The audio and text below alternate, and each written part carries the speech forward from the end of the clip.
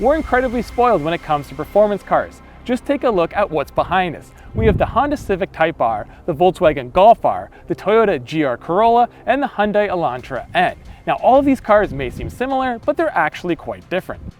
And it's about far more than whether or not one of them is all-wheel drive versus front-wheel drive, or whether it has a trunk or even just 3 cylinders. It's about how they drive. And so we're going to spend some time doing just that, some driving. And that's why we're here at the Toronto Motorsports Park. We're not here to set fast lap times, we're here to see which of these cars is the most fun to drive, and more importantly, which one we can't wait to get behind the wheel of again. So what do you think won? Watch to find out.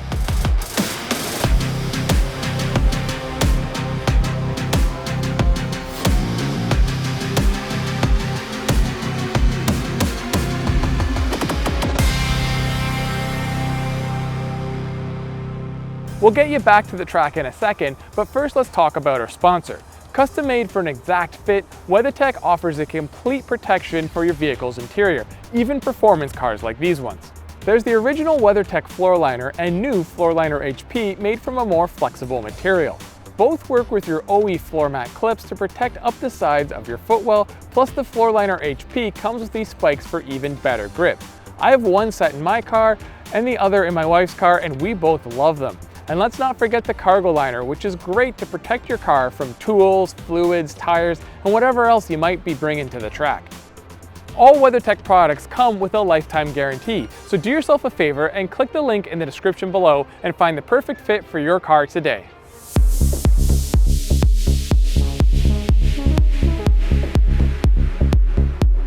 Something here had to come last, and unfortunately for Hyundai, it's the Elantra N. But just look at what it was up against. Every other vehicle here has more power and, more importantly, is more expensive. The fact the Elantra N could hang with this group and do so very well is quite impressive on its own. Coming fourth in this comparison is nothing to be ashamed of.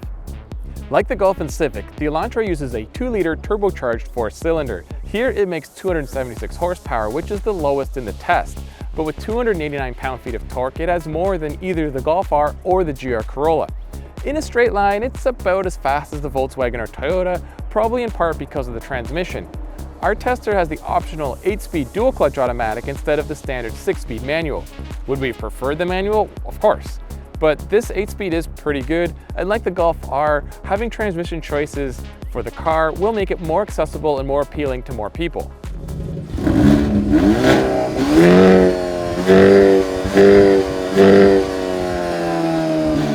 Of course, we can't talk about an N car and not mention its exhaust.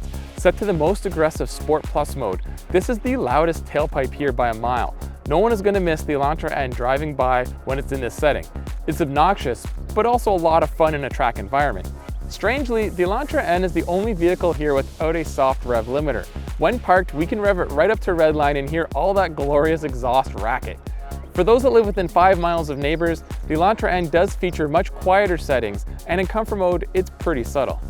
The Elantra is one of only 2 front-wheel drive cars here, and it's the only sedan, so it can't carry as much as the hatchbacks, and this is even worse because of the bracing that's behind the back seats don't let them fold down. Now, it's almost 3 inches longer than the Civic and almost 1.5 feet longer than the Golf.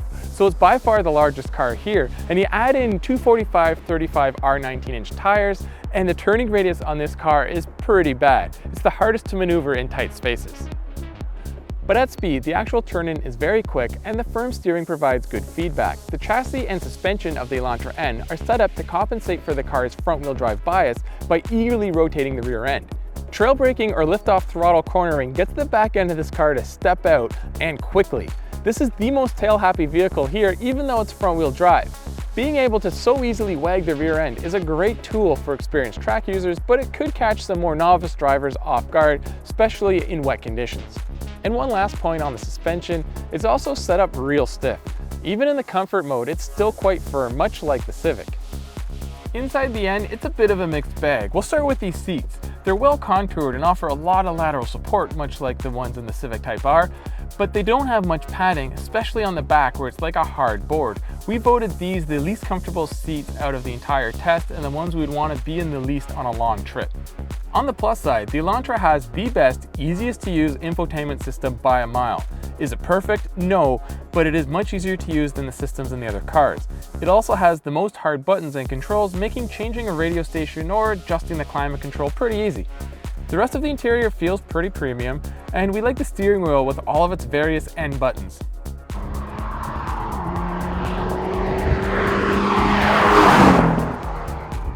I cannot believe how tail happy this front wheel drive car is. Yeah, it's a little rough around the edges. I think it's kind of like a 7/8 Civic, but it's about a 6/8 of the price. And $10,000 is a pretty good savings. So for people who can't afford, say, a Civic Type R or a Golf R, they will be very happy still with this car.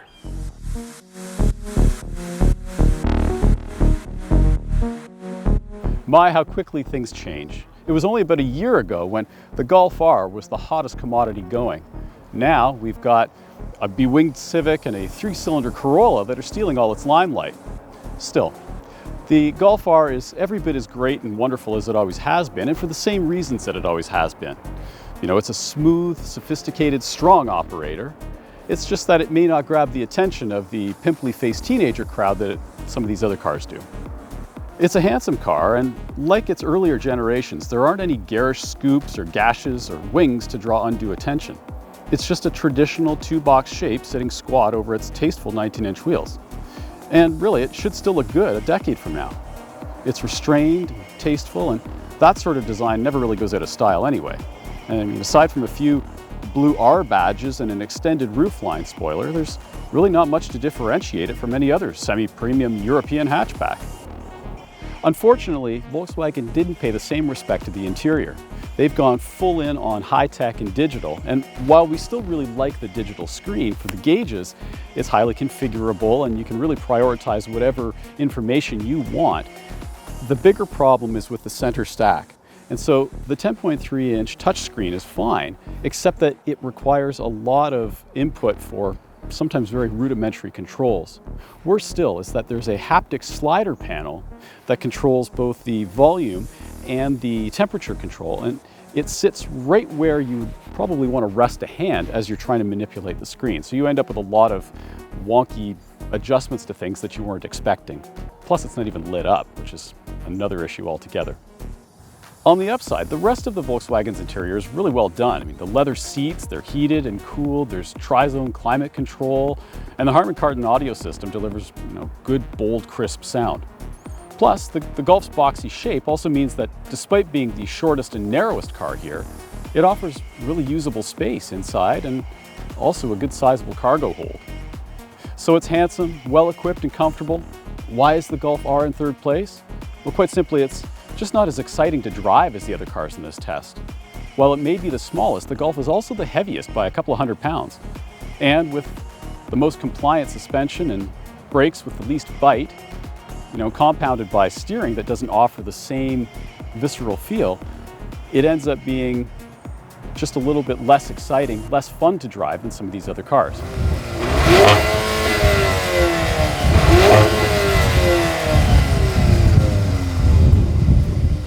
Still, with 315 horsepower, 280 foot-pounds of torque, it's capable of doing a properly spirited drive, whether on the track or out on the back roads. It's just that it doesn't have that same punch, that same razor-sharp edge to it that the Honda and the Toyota do.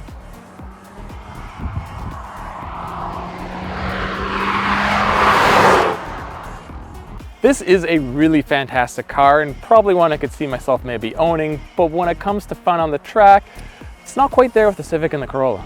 Exactly, and that's just it. We've been spoiled by getting to drive these things back to back, both on road and on the track. And I think at the end of the day, it makes a very compelling case for the everyday driver. It's got loads of amenities, it's comfortable, it's smooth, it's quiet, but it just doesn't have that same sizzle, that same fizz that the other ones do.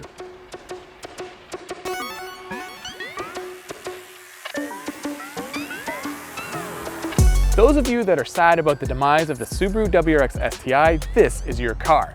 You might not agree with me, but there's something about the way the engine, shifter, and transmission feels that just reminds me so much of the old STI. It's a lot better in the GR Corolla. Heck, it even has a programmable center differential. At the heart of the GR Corolla is a turbocharged 3-cylinder that only measures 1.6 liters in size. but it still creates a massive 300 horsepower and 275 pound-feet of torque. It's a very rev-happy engine that makes most of its power at the top end. Compared to the other cars, it takes the longest to dip into its power band, but once there, it pulls as hard as anything else here that's not called the Type R.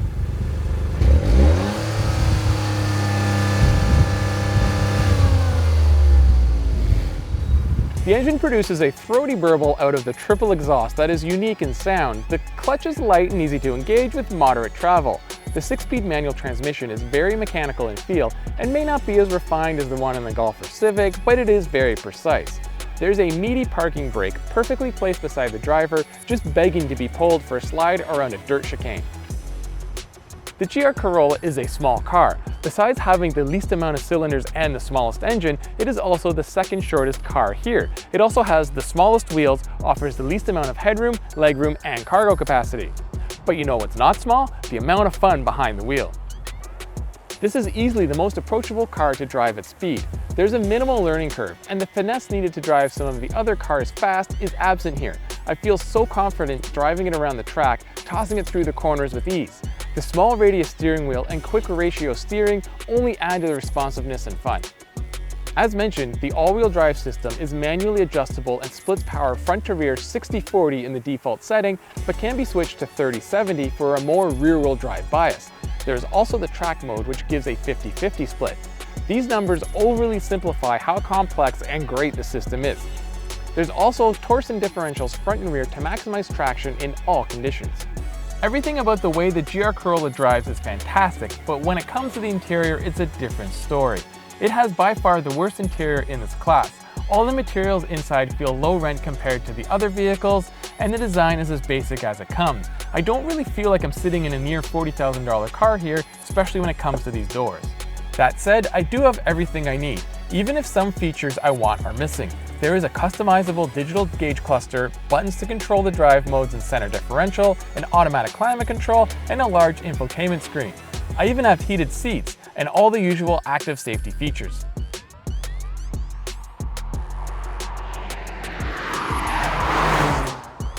So Jeff, you're a former WRX STI owner, I'm a former WRX owner. Would you say that this car is the closest to that, just better? Yeah, it's a lot more polished, but you can still just get in it and drive it hard, throw it into corners, and it'll always sort of pull you out safely. Yeah, the small wheelbase, the rev-happy engine, and the great all-wheel drive system make this car a lot of fun to drive. But it's also the most impractical, irrational choice here and would be the hardest to live with. But I think you'd have the most fun with it day to day, especially in a place that has 4 seasons like we do.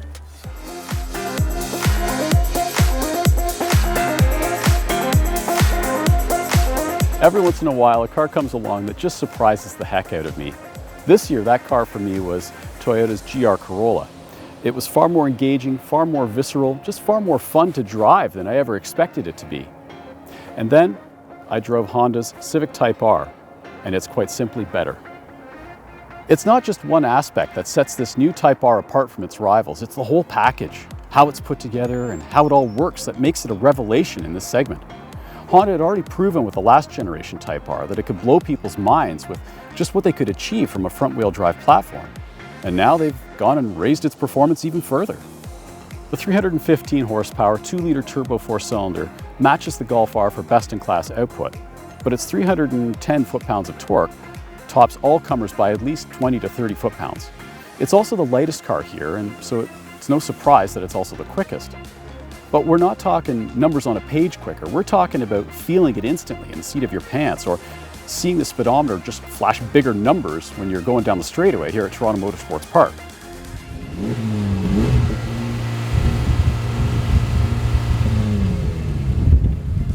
With its lighter flywheel this year, the engine revs more freely, and while it doesn't have the fabricated pops and bangs of the obnoxious Elantra, it possesses a demonic wail that's every bit as exciting to my ears.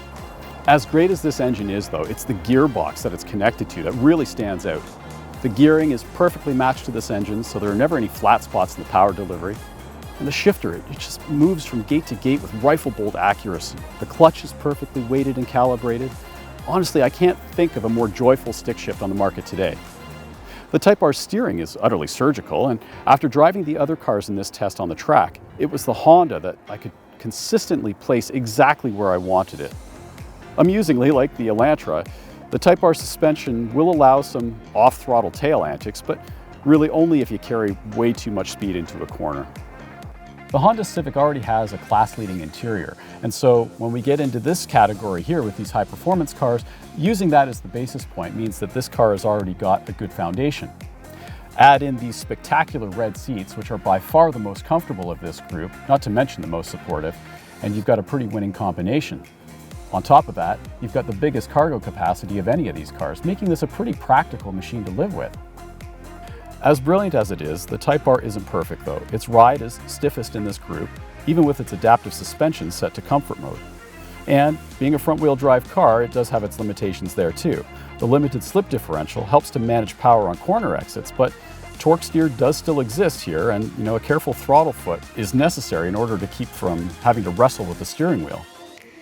Plus, while it's not quite as costly as the Volkswagen, it is nearly as expensive, but there are far fewer amenities in here.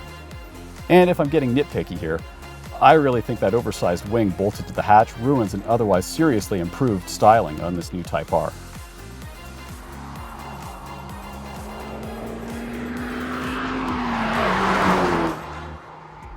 So Jeff, you and I aren't really spring chickens, and we've driven a lot of cars, and I have to say I've never driven anything with front-wheel drive as fast as this Civic Type R. The amount of power and grip it has is unbelievable. You're absolutely right. Honda's engineers have definitely nailed it with this thing. It's faster, it's smoother, it's more spacious, it's just an all-round better car, and obviously the winner in this group. And I'm so glad I get to keep it for the weekend.